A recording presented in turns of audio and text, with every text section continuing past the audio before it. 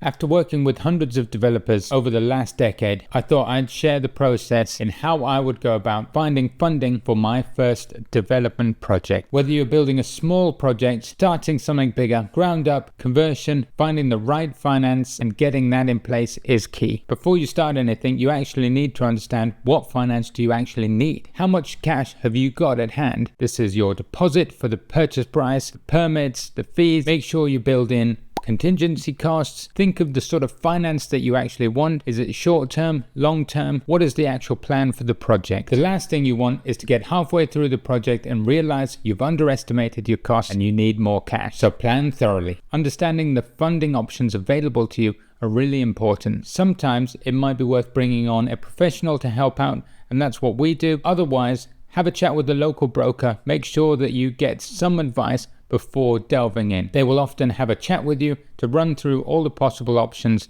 before you have to spend a penny. For those of you that want to do everything yourself, that's the step we're going to take today. So we would look at traditional bank funding. What are the options available there? What are the pros and cons? Typically, the pros are the rate. It will be the cheapest money you can get. The cons are, can you actually get that money? For smaller developers, it's exceedingly difficult to actually get funding for a small project from a high street bank. Then you've got the specialized development lenders. These are what are called second tier / specialist lenders. They're often far more flexible than the banks. With that, obviously comes a slightly higher rate. This isn't always the case though, so it's good to research. Then you've got private lenders and bridging loan lenders. Obviously, these are at the higher end of the rate scale typically, but they offer an extreme amount of flexibility and are often quite easy to work with. The alternatives are joint ventures, investors, and crowdfunding. There are plenty of places that offer especially crowdfunding, so it's always worth having a look. If you're looking for joint ventures and investors, go to some local property groups, start chatting with people. If you've got some experience, or if you're just young and have a lot of time to put in, often the wealthier property developers will have the cash but not the time, so potentially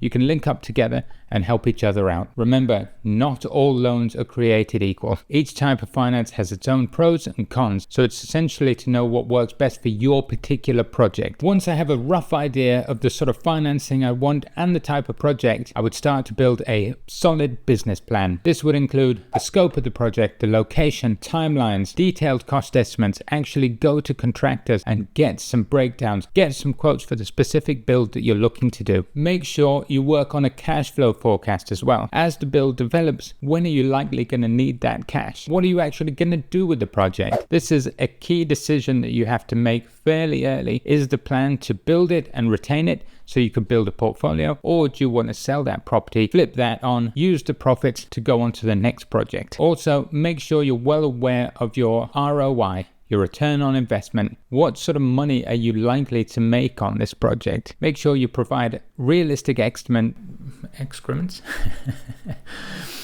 Make sure you provide realistic estimates of your rental yield and potential sales figures. Research the market's trends and comparable properties so you have a good idea of what you're likely to get. Have a clear timeline for when you plan to repay the lender, because if the loan goes over term, it does get quite expensive. For lenders, the magic word is return on investment. The more confidence you have in your profitability, the better chances you have of securing funding because there's more wiggle room. Talking of lenders, it is important to approach the right lender for your project. So you want to approach lenders that have experience in property development. They know what they're looking at. They've done hundreds and hundreds of other deals just like yours, so they can actually offer you insight that you may not have noticed when it comes to finance. Often talking to the lender, talking to their underwriters, because of the amount of deals they've seen, they will notice some problems that you may have in your build schedule, etc., and they can help you rectify them. If you know a developer or you're part of a property network, speak to other developers. Which lenders have they used?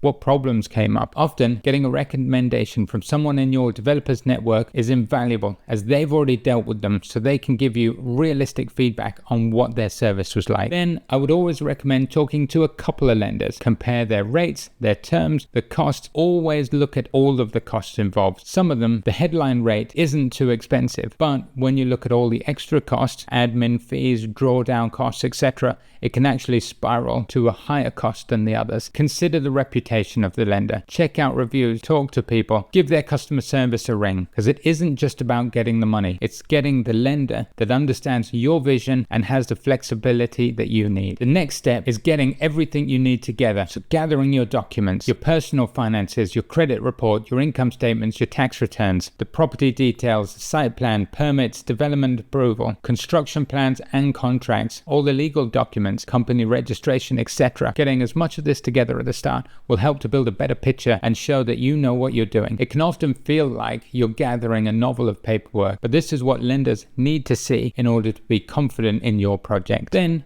once you've found the lender you're looking for, you're happy with the terms, it's always worth trying to have a chat and actually negotiate those terms. Most things are somewhat negotiable. For example, it's worth checking if your interest rate is fixed or variable and which one you would prefer. If you think the rates are going to go down, a variable rate will be better. Think about the loan term. Is that long enough? Can you extend it? Negotiate fees, penalty fees, early exit fees. A lot of lenders might drop the exit fee if your deal is one that they really want to do. Also, it's very important to talk to them about what happens if the project goes over term. You don't want to be stuck, and the more you talk to them, the more likely they are to look favorably on you. So don't be afraid to negotiate. Everything from the interest rates to repayments is often adjustable if you have a strong enough case. Understand your financing, research the options, build a business plan, find the right lender, and ensure your return on investment. The main thing is getting started is the hardest part, but if you've got a solid business plan, you'll be well on your way to securing funding.